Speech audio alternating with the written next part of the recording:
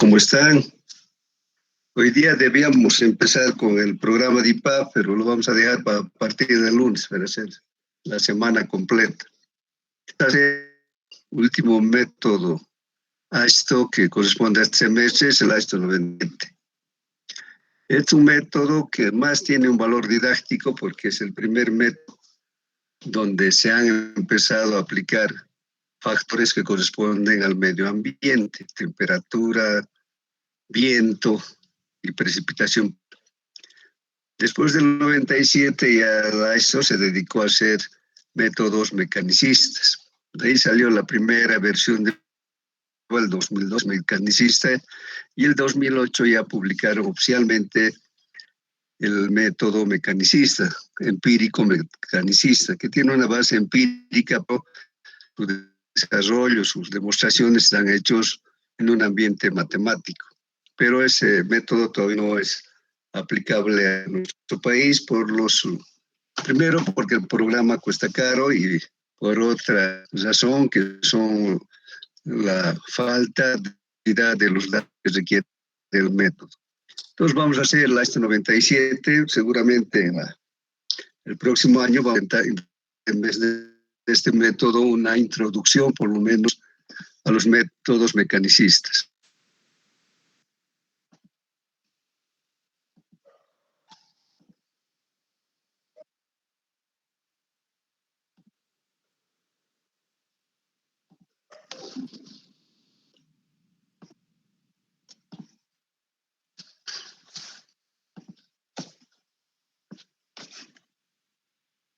Esta versión del 97 solamente comprende el método para pavimentos rígidos. No sacaron para una actualización del método para flexibles, por eso se quedó con el método AISTO 93.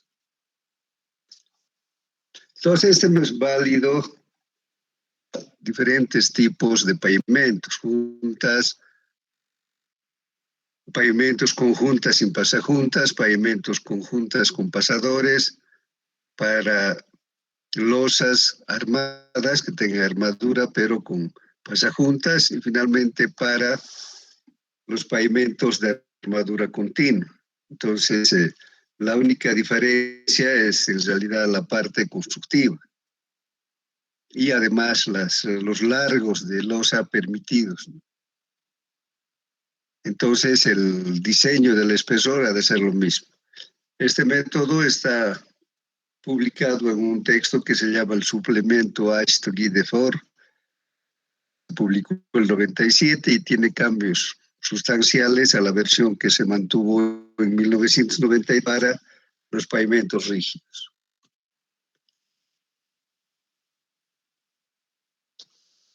Entonces, la caracterización del hormigón será a través del módulo de ruptura y a través del módulo elástico del pavimento. El módulo elástico no es nada más que una representación que tienen las losas de hormigón de distribuir las cargas. Y además es una relación entre la que se aplica a la losa y la deformación que se produce. Entonces las deflexiones, los alas que se producen en las están directamente relacionados con el módulo elástico. Actualmente en el laboratorio de resistencia de materiales se pueden hacer ensayos para determinar el módulo elástico. Pero también se puede encontrar por relación con la resistencia a la compresión. En ese caso, el módulo elástico sería 57.000 por la raíz cuadrada de la resistencia a la compresión, que sería en P6, si queremos en kilopascales, sería 150.000 por la raíz cuadrada de la resistencia a la compresión del hormigón, también en kilopascales. El módulo de estructura, ustedes ya saben, es un módulo que nos mide la resistencia a la tracción que tiene el hormigón. Se hace a través de un ensayo con billetes. Es el ensayo que ustedes están haciendo que se llama con carga al tercio. También hay una correlación que se puede utilizar. Dice que la resistencia a la flexión es igual a un factor K multiplicado por la raíz cuadrada del módulo de la resistencia a la compresión del hormigón, y esto nos da en P6. K es una constante que varía de 7 a 12. Normalmente se utiliza una constante de 10. La tracción indirecta en estos métodos que estamos viendo no se utiliza, pero se pueden utilizar también en relación a la resistencia a la compresión. Cuando se hace el ensayo, lo que se hace es aplicar la carga en el sentido del diámetro, no en el sentido longitudinal de la probeta. Un valor que hay que determinar es la caracterización del suelo y nos interesa conocer el módulo de reacción de la subrasante, que es la medida de la resistencia que tiene el suelo en su superficie, en la parte superficial del suelo de fundación, y ha de ser la base de sustentación para el apoyo de las losas. Operó la base y luego encima las losas. También está ello si la subrasante está sobre un terraplén, nos va a dar la capacidad de resistencia que el terraplén. Y sobre eso vendrá recién la subbase. El método a esto recomienda utilizar el módulo de reacción elástico. Pero este es un ensayo diferente porque se considera la deformación elástica y la deformación permanente. Después de aplicar la carga en el ensayo de placa, lo que se hace es medir, además de la deformación que se en el punto de aplicación de la carga, se deja de aplicar la carga y se mide la recuperación que tiene el suelo. Entonces ahí podemos determinar con ese equipo la deformación elástica que tiene el suelo. Entonces en el diseño se tomaría en cuenta solamente la parte elástica de la deformación. Eso es importante porque eso nos muestra la capacidad de recuperación que tiene el suelo. En nuestro caso vamos a utilizar el K tradicional que puedes encontrar con los equipos que tenemos en nuestro medio. El valor de K también se puede determinar por correlación. Por ejemplo, determinar el K de suelos cohesivos podemos hacer en función del grado de saturación que tiene el suelo. Entonces ha de ser el valor del grado de saturación del suelo ha de ser igual al contenido de agua o de humedad que tiene el suelo dividido entre 62.4 entre la densidad seca del suelo, menos 1 sobre la gravedad específica. Entonces, con esto sacamos el grado de saturación y en base al valor del grado de saturación podemos obtener por correlación el valor de K. Para eso nos da el método Astuto 97, este ábaco. Entramos con el grado de saturación y vamos hasta las líneas diagonales que representan el tipo de suelo. Entonces aquí están todos los suelos finos, los suelos que son cohesivos, A4, A5, A7,5, A7,6 y la 6. Entonces, con el grado de saturación elevamos una línea hasta interceptar a la línea diagonal que corresponde al suelo que tenemos en la subrasante. Y de ahí sacamos una proyección horizontal y se obtiene el valor de K.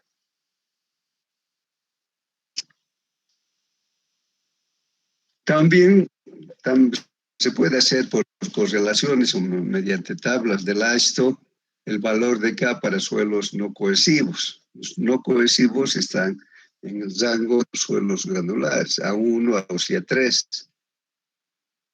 Entonces, en este caso, en los suelos granulares, la humedad no tiene una incidencia importante en el comportamiento.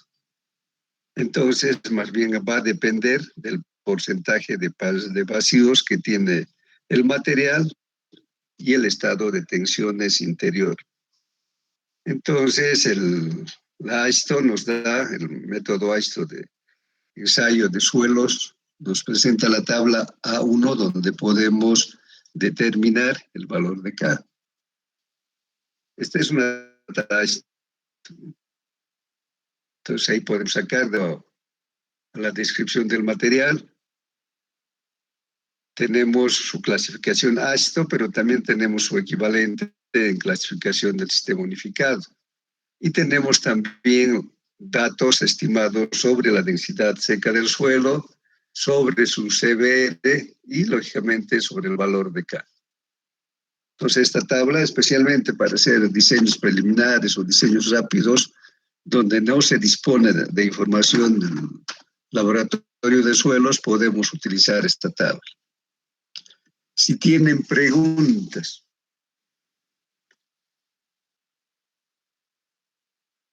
Para los suelos tipo A2, que también son materiales granulares, pero tienen contenido que está entre el A1 y el A3.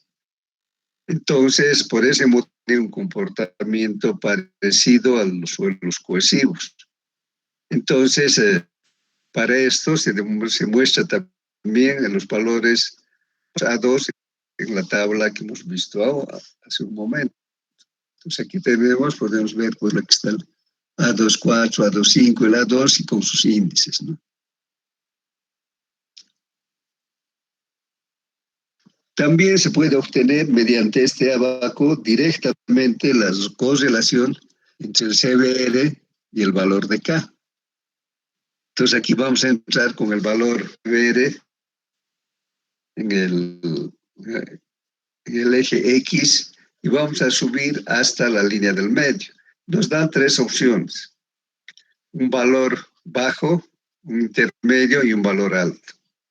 Entonces, si queremos estar muy de la seguridad, tendríamos que utilizar el valor bajo. O si estamos muy seguros del tipo de suelo, podemos utilizar el valor alto. Pero en nuestro caso, utilizar el valor intermedio. Pues digamos, tenemos un suelo con un CBR de 5. Vamos a la línea del medio y nos da que ese suelo tiene un K de 120 PSI. Entonces, muy fácilmente podemos encontrar su equivalente en módulo de reacción del terreno. Si tienen preguntas, también especialmente en suelos finos se puede encontrar el valor de K mediante el ensayo del cono dinámico. Entonces el cono dinámico es un equipo que permite hacer un ensayo muy, muy rápido y fácil. Como el equipo es liviano, es portable, entonces se puede hacer con más rapidez el ensayo. Y determinamos la proporción de penetración. O sea, vemos cuánto penetra en cada golpe. Normalmente se pueden dar 10 golpes y la penetración total que se ha conseguido se divide entre 10 y se saca la penetración por golpe. Entonces, este equipo está compuesto de un cono que está en la punta, que tiene sus 60 grados, tiene una guía de acero donde va a tener un uso para el martillo. Y también va a tener un tope, donde va a caer el martillo y va a impactar en el tope y va a producir la penetración. Pero este método o este ensayo solo se puede aplicar en suelos finos, arcillas, limos, hasta arenas. Porque si encuentra una piedra, eso no va a penetrar nunca. El cono va a perder su forma y no vamos a tener ningún resultado. Entonces aquí, en función de esto, pues ponemos la tasa o la proporción de penetración con el DCP y vamos a encontrar el valor aproximado del K elástico. Entonces aquí subimos también, aquí tiene igual 3 valores, bajos, intermedios y los valores altos. También se utilizan los valores intermedios.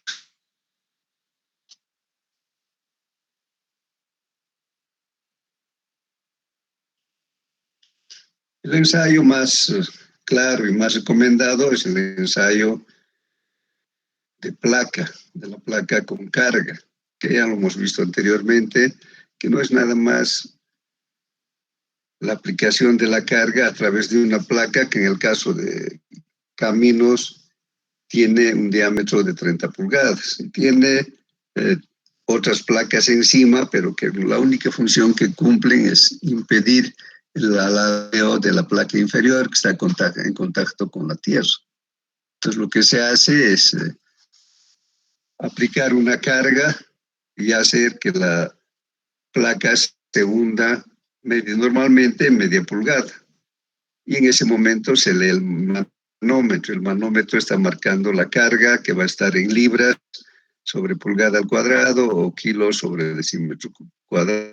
Entonces, como medimos la presión en pulgadas, por eso resulta que el valor de K es libras sobre pulgada al cubo o kilos sobre decímetro al cubo.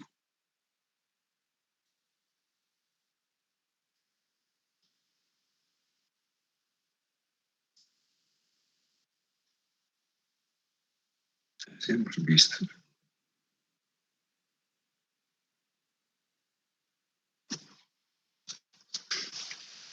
Entonces, el valor de K ha de ser la presión alcanzada que se ha producido la penetración de media pulgada, dividido entre la deflexión total esperada, que podría ser en milímetros 1,25, o sea, media pulgada. Entonces, de esa relación obtenemos el valor de K.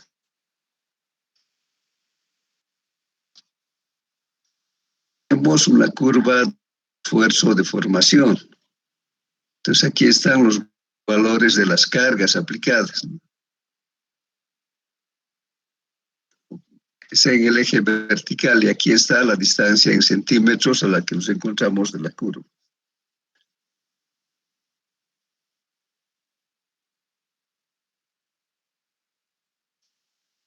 También cuando la substante está sobre tierra plana, ustedes saben que cuando se termina el movimiento de tierras, algunos lugares van a estar sobre terreno natural, lugares donde se ha hecho movimiento, si se ha cortado el cerro, los materiales que estaban pero también otros lugares donde la subrasante está sobre un terreno donde había depresión. Entonces, cuando hay que hacer el ensayo en un lugar que está sobre un terraplén, entonces hay que ajustar el valor K que se obtiene por capa rígida. Pues para esto tenemos una curva. Entonces, esto de capa rígida se refiere a la profundidad en que se encuentra un suelo duro, un suelo rocoso. Normalmente no llegamos a detectar, a no ser que sea una zona montañosa donde las rocas están casi a flor de tierra. En cambio, en otros sectores no logramos determinar la capa rígida. Entonces, para ambos casos tenemos el gráfico que nos permite corregir el valor de K que se ha obtenido inicialmente mediante el ensayo de placa. Entonces vamos a decir si la capa rígida se encuentra a menos de 10 pies, o sea, a menos de 3 metros o está a más de 3 metros. En general, como no sabemos, vamos a decir que está a más de 3 metros. Para eso tenemos un abaco para hacer el ajuste. Entonces vamos a por la parte inferior de la ordenada del eje Y. Vamos a entrar con el valor K que hemos obtenido en el ensayo de placa. Tenemos dos líneas diagonales en el cuadrante inferior izquierdo. Entonces uno nos dice la profundidad de la capa rígida si está a menos o igual a 10 pies. Eso no se va a dar con frecuencia, a no ser que estemos en una zona rocosa. Y la otra línea diagonal es para una capa rígida que se encuentra a más de 10 pies, o sea, 3 metros. En el ejemplo está haciendo para una capa rígida que está ubicada a menos de 3 metros. Entonces vamos hasta esa línea, o en el otro caso iríamos a la primera línea que está pegado al eje vertical, y de ahí sacamos una proyección vertical hasta las líneas que representan el espesor, la altura del terraplén. Tenemos 2 pies, 4 pies, 6 pies, hasta 12 pies. Entonces, interceptamos la altura del terraplén porque ese es un dato del movimiento de tierras. y luego sacamos una proyección horizontal hacia el primer cuadrante. En el primer cuadrante vamos a interceptar con la densidad del relleno en libras sobre pie cúbico. Ese dato también es de campo y se tiene esa información porque son valores que se han obtenido en la etapa de la construcción. Y de ahí sacamos una proyección vertical hacia el eje X. Y ahí vamos a sacar un factor de corrección. Un valor de ajuste. Si tienen preguntas.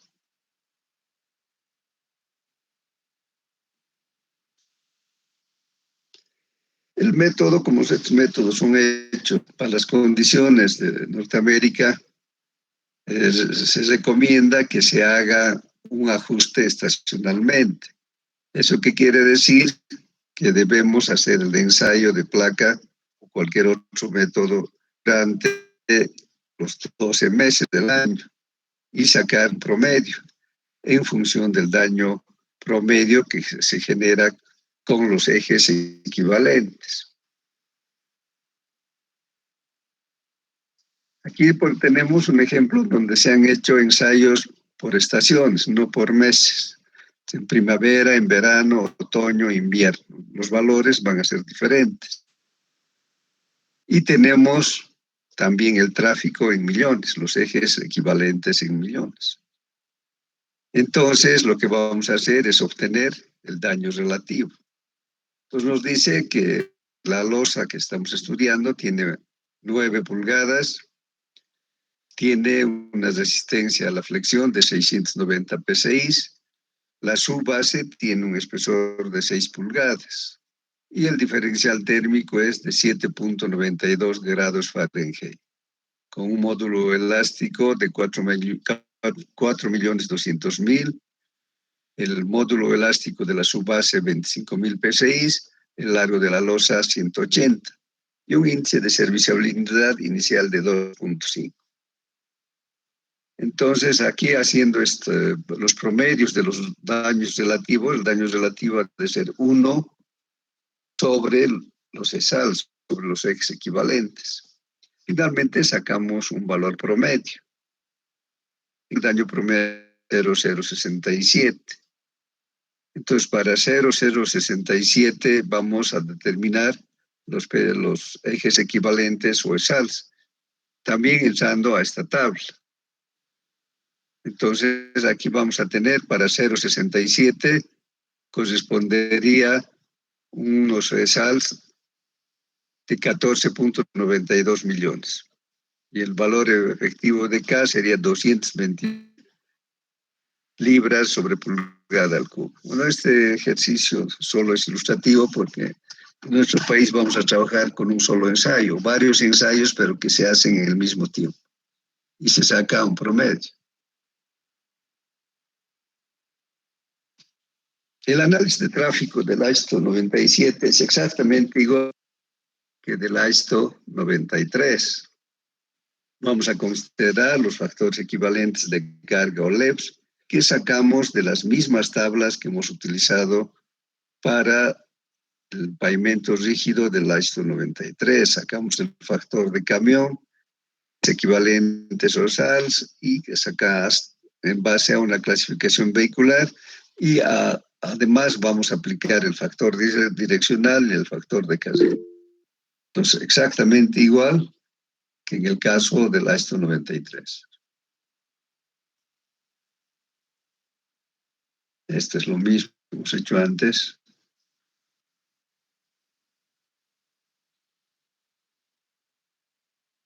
Entonces, la diferencia de esto es que vamos a considerar la posición de las cargas.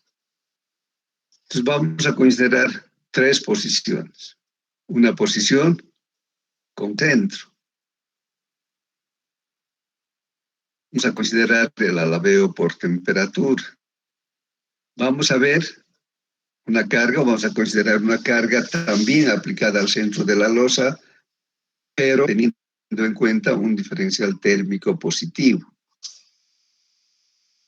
Entonces, la posición crítica para la fatiga es cuando la carga es medio. En cambio, cuando las losas tienen pasajuntas, la ubicación crítica ha de estar más bien cerca a las juntas o cerca al borde de la losa.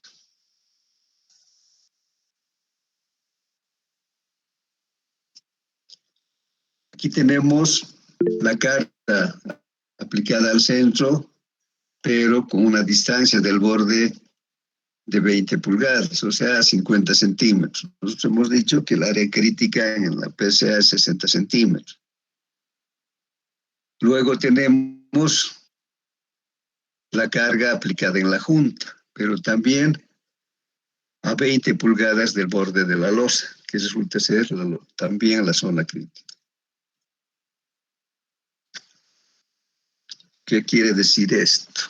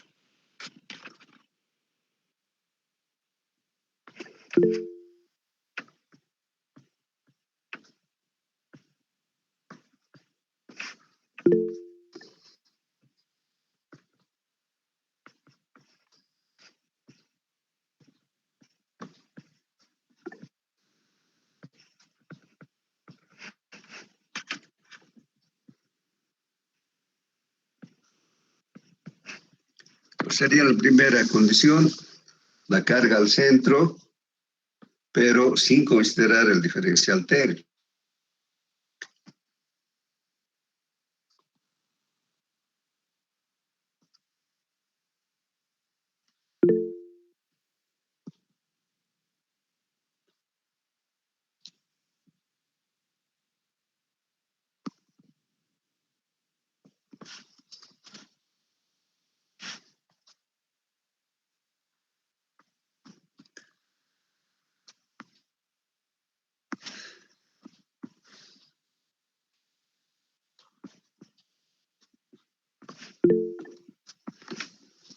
En las horas de mayor calor va a haber un alabeo térmico.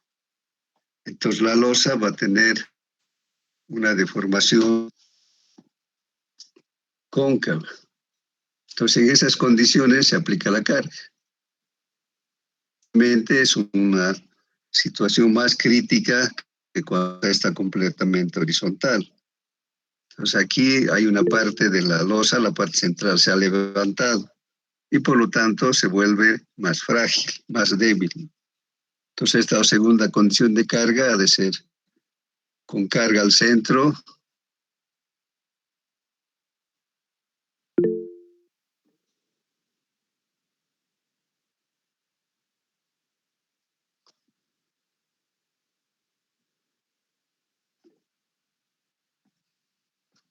Y diferencial térmico positivo.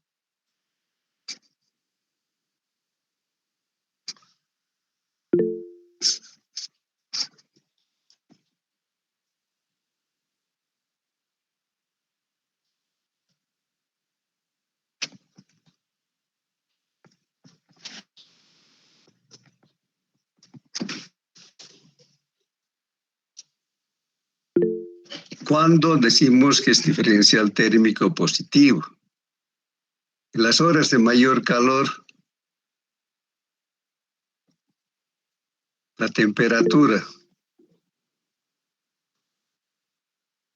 en la superficie de la losa que ha absorbido el calor va a ser mayor que la temperatura de la base. Entonces este es un diferencial térmico positivo.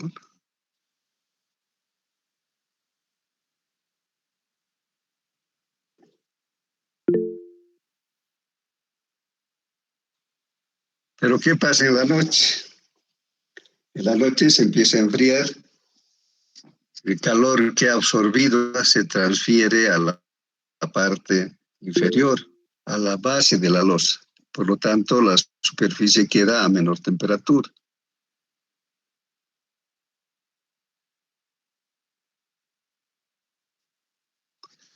Entonces aquí la temperatura en la superficie ha de ser menor que la temperatura en la base. Por ese fenómeno de transferencia de carga de la superficie hacia la base. Entonces esto vamos a decir que es un diferencial térmico negativo.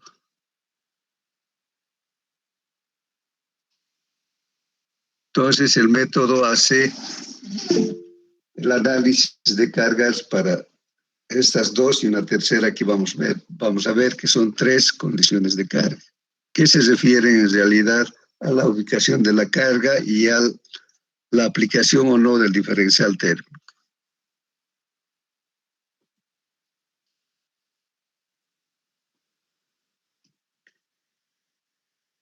La otra condición es con carga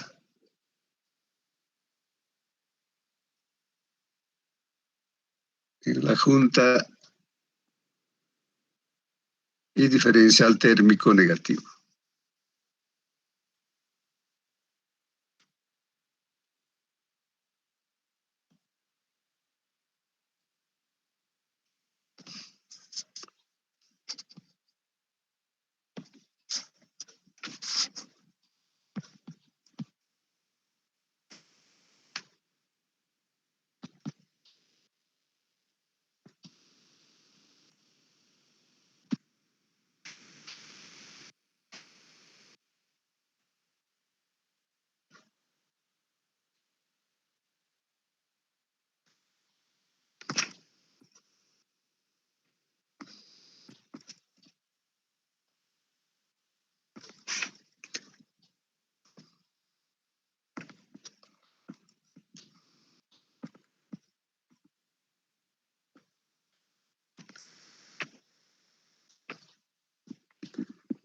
La carga va a estar aplicada entre el borde de la losa y el borde de la junta, que sería la zona más crítica.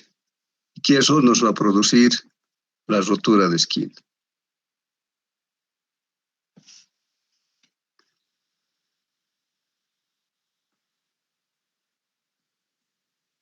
Como tenemos un alabeo negativo,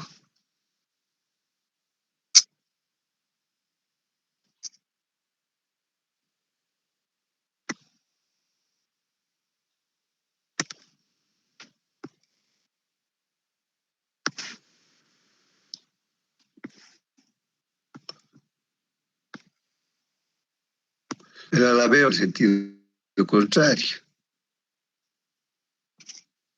Entonces aquí la carga se está aplicando en el borde de la junta. Entonces, lógicamente, esa es una posición crítica, porque el borde está levantado.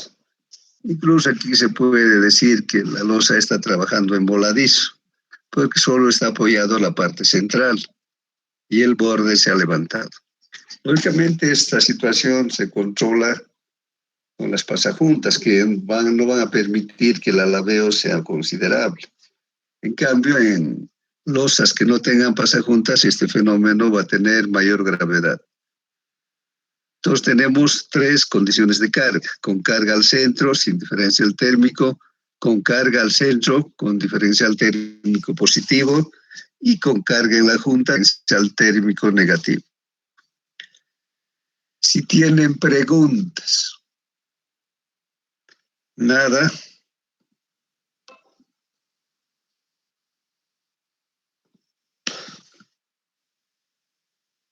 Este método es un método comparativo. Entonces, los esfuerzos vamos a calcular para dos condiciones de datos. Uno, utilizando los datos del ensayo vial. Entonces, ahí vamos a tener, por ejemplo, el valor de K ha de ser 110 PSI, el módulo del concreto 690 PSI, el módulo del concreto 4.200.000, el especiamiento de juntas L, de juntas transversales 180 pulgadas, el módulo elástico de la subbase 25.000 PSI, el coeficiente de fricción losa subbase 1.4, el espesor de la subbase en pulgadas 6, el módulo de Poisson 0,2, el factor de ajuste de borde igual a 1. Entonces, estos datos van a ser en cualquier proyecto que estemos haciendo, cualquier diseño que hagamos utilizando el ISO 97, estos valores se van a repetir cuando el análisis de esfuerzos se está haciendo con ensayos del ensayo vial del ISO. Y además vamos a hacer también el análisis utilizando los datos que corresponden al proyecto específico. Si tienen preguntas. Nada.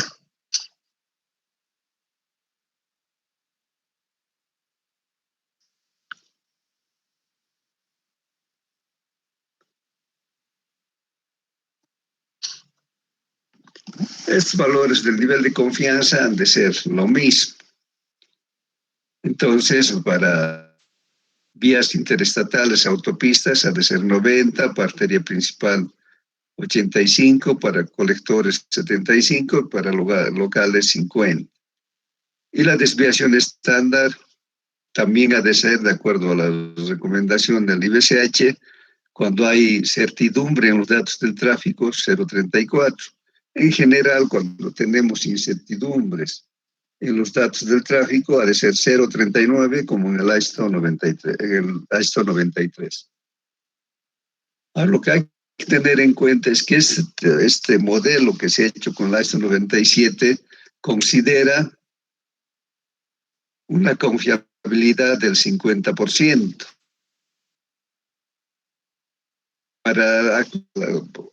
Han tratado de simplificar el modelo utilizando 50.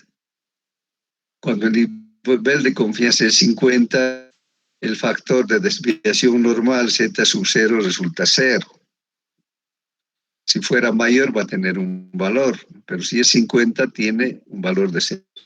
Esa es la facilidad que han tenido para hacer el modelo. Pero lógicamente se puede corregir. Si nosotros queremos corregir este nivel de confianza que se ha hecho con ZR igual a, podemos corregir el tráfico. Entonces nuestro tráfico ha de ser igual a 10 elevado al logaritmo de W, el logaritmo del tráfico calculado, más el valor multiplicado del factor de desviación normal por la desviación estándar. En otras palabras, el logaritmo del tráfico admisible con corrección del nivel de confianza ha de ser igual al logaritmo del tráfico 50% de nivel de confianza más el valor del factor de desviación normal por la desviación estándar. Con eso podemos corregir al nivel de confianza que tenemos como dato, queremos que el diseño se haga. Si tienen preguntas. Necesariamente tienen que estar con su texto para poder trabajar con este método. Este método no es difícil, pero es moroso porque utiliza un montón de fórmulas. Entonces, estas fórmulas que ve diapositivas están viniendo de atrás hacia adelante, porque ese es el orden de disponibilidad de datos. En el caso de ustedes está empezando del resultado en realidad hacia las ecuaciones complementarias que se tiene para ese nivel. Vamos a tener el diferencial térmico positivo, que esto está en función del viento, la temperatura y la precipitación. Entonces, el diferencial térmico positivo ha de ser igual a 0,962 menos 52,181 dividido entre el espesor de la losa. D es el espesor de la losa. Va a 0,34 multiplicado velocidad viento promedio. El wind es viento. Va a 0,1747 por la temperatura promedio.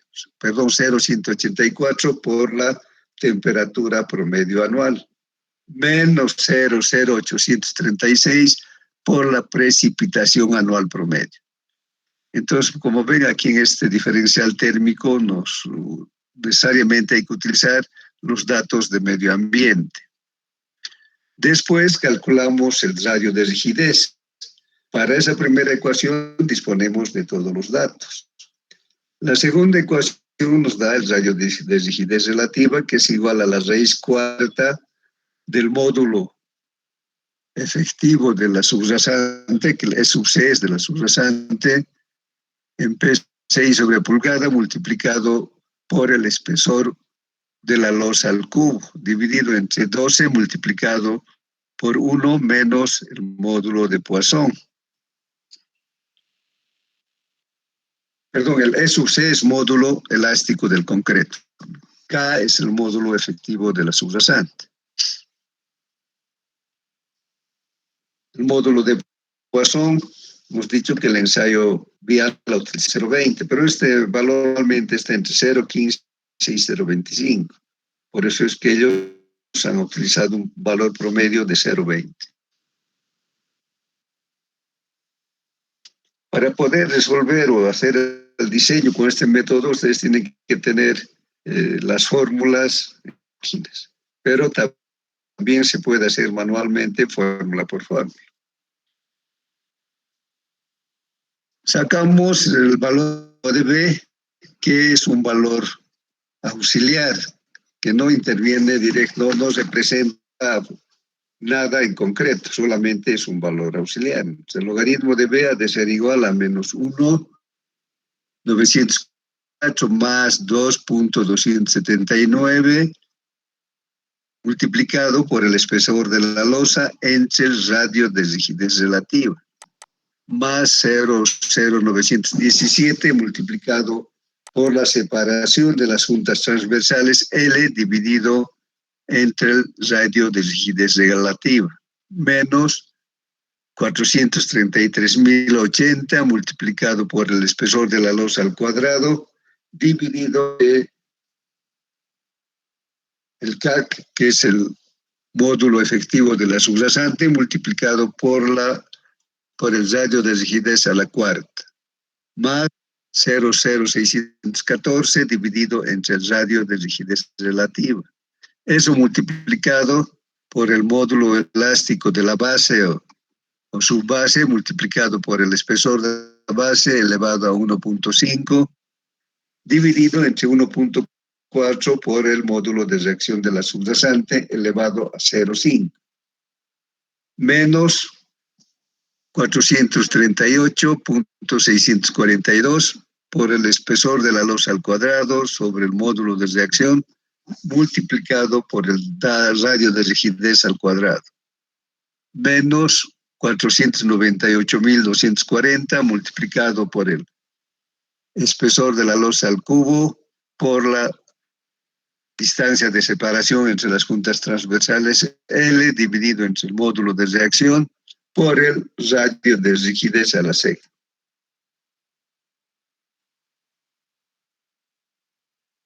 Luego tenemos que calcular el valor F.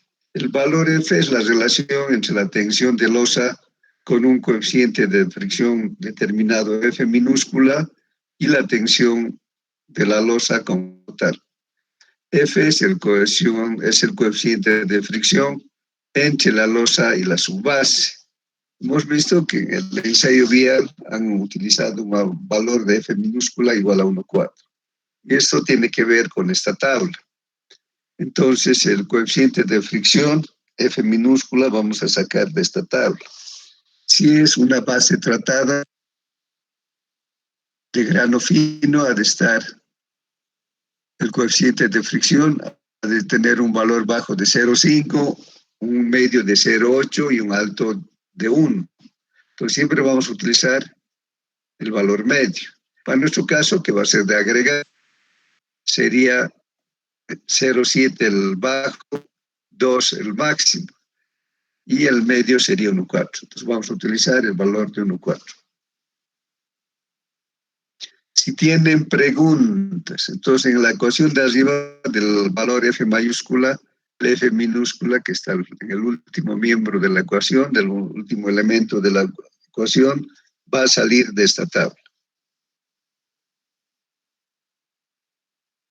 Bueno, aquí viene la aplicación de los datos del ensayo vial.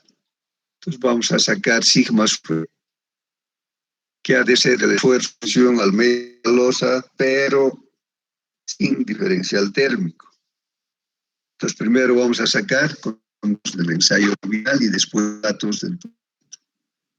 Entonces con la ecuación es la misma, igual a 18.000 entre el espejo de la losa al cuadrado multiplicado por 8,220 menos 2,381 multiplicado por 180 dividido entre el radio de rigidez elevado a 0,2 menos 0,015 multiplicado por el módulo elástico de la base por el espesor de la base dividido entre 1,4 por el módulo de reacción de la subrasante elevado a 0,5 menos 0,155 multiplicado por el espesor de la base multiplicado por el módulo elástico de la base entre el módulo elástico del concreto elevado a 0,75. Corchetes, los valores cerrados en los corchetes son elevados a 0,75. Primero, los paréntesis circulares a 0,75 y luego los valores cerrados en los corchetes también a 0,75, también elevados a 0,5. Y todo está cerrado por llaves para que la multiplicación del primer miembro afecte a todos. Entonces, esta ecuación vamos a aplicar 2 veces.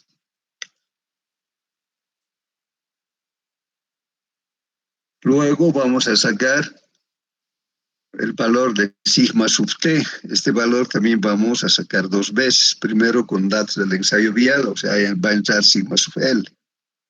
Y luego con datos del proyecto. Para el proyecto vamos a utilizar una comilla, sigma prima sub t. Entonces, este esfuerzo de tensión al medio de la losa con diferencial térmico positivo, sigma sub t, ha de ser a sigma sub L, que es el valor que hemos calculado para los esfuerzos sin diferencial térmico, multiplicado por el valor de E. El E mayúsculo, el valor E es un valor de ajuste de borde, que depende de cómo se va a construir la losa, si es una losa convencional, si va a tener acotamiento ligado o va a tener losas ensanchadas. El E va a valer 1 para una vía convencional, o sea, con bermas de concreto, va a ser 0,91 si las losas tienen acotamiento ligado. Y va a ser 0,92 si el pavimento se va a construir con losas ensanchadas. Entonces, ha de ser igual a sigma sub L, el esfuerzo con carga al centro sin diferencial térmico por el factor de ajuste E, multiplicado por el valor de F, que hemos dicho ya que es una relación de fricciones, que se calcula con la ecuación que se ha visto anteriormente. Eso multiplicado por 1 más 10 elevado al logaritmo de B, que también es un valor que se calcula previamente, y multiplicado por el diferencial térmico positivo.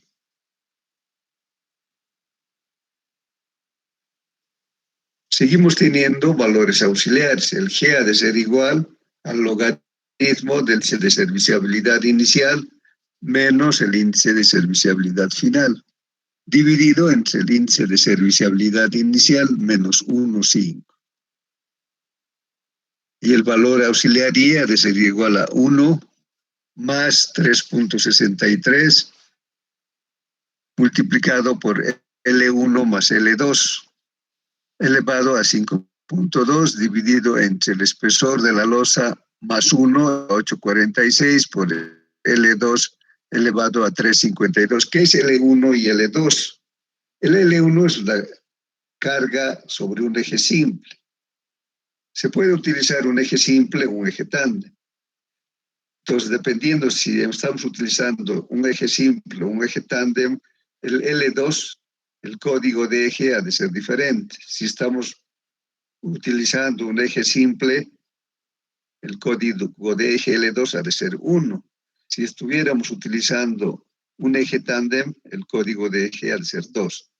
En general vamos a utilizar un eje simple, porque tenemos el valor de la carga del eje estándar utilizado por la AST. Entonces podemos utilizar un eje simple de 18 kilos. Entonces L1 puede ser 18 kilos, pues la carga en el simple.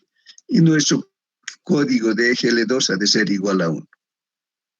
P sub 1 es, sabemos, índice de serviciabilidad inicial y P sub 2 el índice de serviciabilidad final, y D, que hemos repetido, es el espesor de los.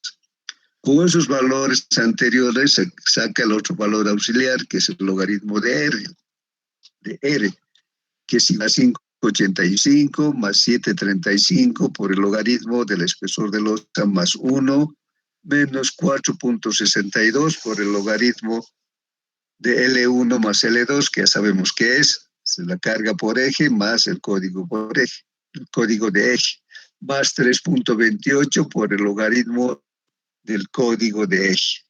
Eso nos permite calcular el logaritmo de W, que es todavía un valor auxiliar, que al ser igual al logaritmo de R más G sobre Y. O sea, eso es la utilización de los valores auxiliares.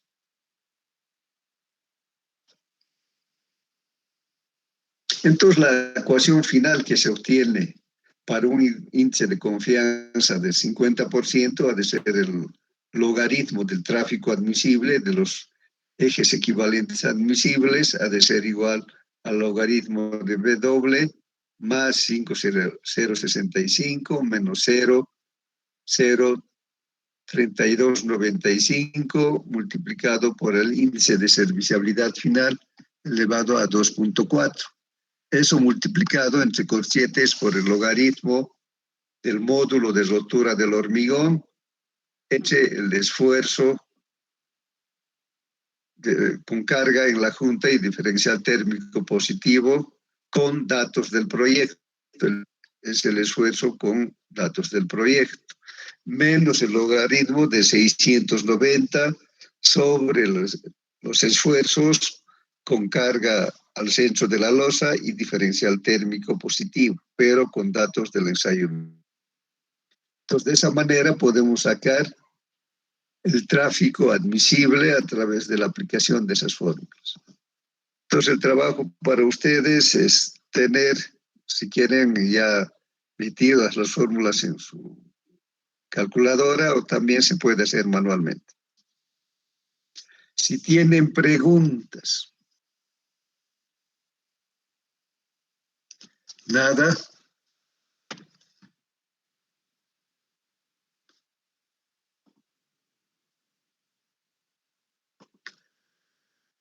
¿Todo está claro? Entonces, para el día lunes, tienen que tener estas cosas.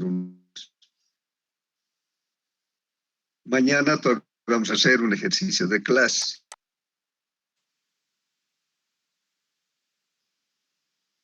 Si prefieren, el siguiente lunes podríamos hacer el programa, si todos ya tienen instalado el programa.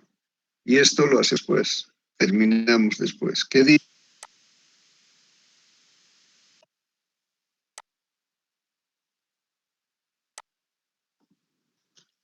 Entonces vamos a terminar. Sí, sí, adelante. sí, está bien. Sí, alguien quería hablar. Yo creo. Sí, dime. Nada.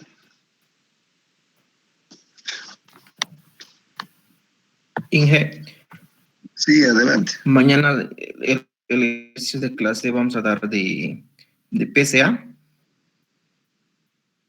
Para que quede claro, no hemos hecho la PCA todavía, ¿no? Vamos a hacer de PCA. Ya, gracias, Inge. Ya, listo. Entonces mañana hacemos un ejercicio con valores, con datos para el PCA. Gracias. Si no hay más preguntas, quedamos ahí, pero antes de irse, prendan sus videos. Teóricamente aquí hay 61, pero parece que la mayoría lo deja prendido y se va.